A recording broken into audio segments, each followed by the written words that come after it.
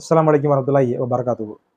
மௌலவி அப்துல் பாசித் புகாரி ஆலிம் அவர்களுக்கு வீடியோ போட்டு சப்போர்ட் பண்ணுறங்கிற விதத்தில் மறுபடியும் வீடியோ போட்டு அவர்களை சங்கடப்படுத்துறாங்களோ அப்படின்னு தான் எனக்கு தோணுது. எல்லாருக்குமே தெரியும், 2 நாளைக்கு முன்னாடி அப்துல் பாசித் புகாரி அவர்களை ஒரு ஜமாத்தார்கள் குற்றச்சாட்டுகள் வச்சிருக்காங்க. அவர் பல கோடிகளை மோசடி செஞ்சிருக்காங்க அப்படிங்கிற மாதிரி குற்றச்சாட்டுகள் வச்சிருக்காங்க. போலீஸுக்கு கால் பண்ணி போலீஸ்காரங்களாம் அப்துல் பாசித் புகாரி அவர்கள் கூட்டிட்டு போயிருக்கிறாங்க.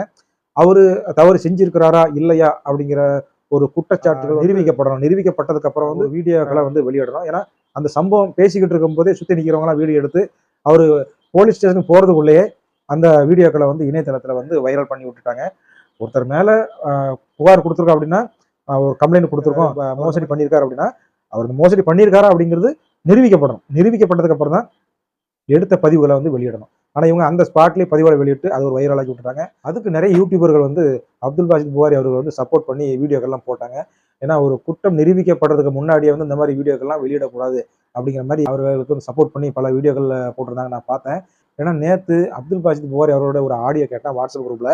அந்த ஆடியோல அவர் என்ன சொல்லியிருக்காரு அப்படின்னா, ஒரு தொழில பணம் முடங்கிருச்சு, என்ன செய்யன்னு தெரியாம நான் வெளிப்பதுங்கி போய் நிக்கிறேன், கை கொடுத்து நீங்க தூக்கலனாலும் பிரச்சனை இல்லை, இப்படி காலை வாரி விடாதீங்க, என் மேல அப்படி உங்களுக்கு என்ன வன்மை இருக்குது, அந்த மாதிரி எல்லாம் ஆடியோ சொல்லியிருக்காரு. அதுபோக நீங்க கை கொடுக்கவும் மாட்டேங்கிறீங்க, கை கொடுக்கக்கூடியவங்களும் இந்த மாதிரி பிரச்சனைகளை சொல்லி அவங்களையும் கை கொடுக்க விடாம செஞ்சிடுறீங்க. அந்த மாதிரி எல்லாம் அவருடைய ஆதங்கத்தை, அவருடைய சங்கடத்தை வெளிப்படுத்துற மாதிரி ஒரு ஆடியோ நான் கேட்டேன். நேத்து மத்தியானம் தான் அந்த ஆடியோ கேட்டேன். நேத்து சாயந்தரம் இன்னொரு வீடியோ ஒருத்தர் வெளியிடுறாரு.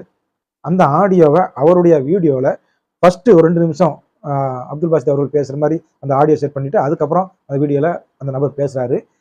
ஏற்கனவே அந்த நபர் இந்த டாபிக்கை பத்தி ஒரு வீடியோ போட்டிருக்காரு. அதாவது அப்துல் பாசித் அவர்களுக்கு சப்போர்ட் பண்ற மாதிரி ஒரு வீடியோ போட்டிருக்காரு. மறுபடியும் இன்னொரு வீடியோ போடுறாரு. ஏற்கனவே அவர் குற்றம் செஞ்சிருக்காரா இல்லையா அப்படின்னு நிரூபிக்கப்படுறதுக்கு முன்னாடியே ஒரு வீடியோ போட்டு அது வைரல் ஆகி ஒரு ஆலிமை அவருடைய குடும்பத்தை அசிங்கப்படுத்துற மாதிரி ஆயிடுச்சு. அது சம்பந்தமாட்டு இந்த மாதிரிலாம் செய்யாதீங்க அப்படின்னு பல பேர் வீடியோ போட்டுருக்காங்க. அதோட முடிச்சுக்கிடலாம். மீண்டும் அதை போட்டு புஷ் பண்ணக்கூடாது.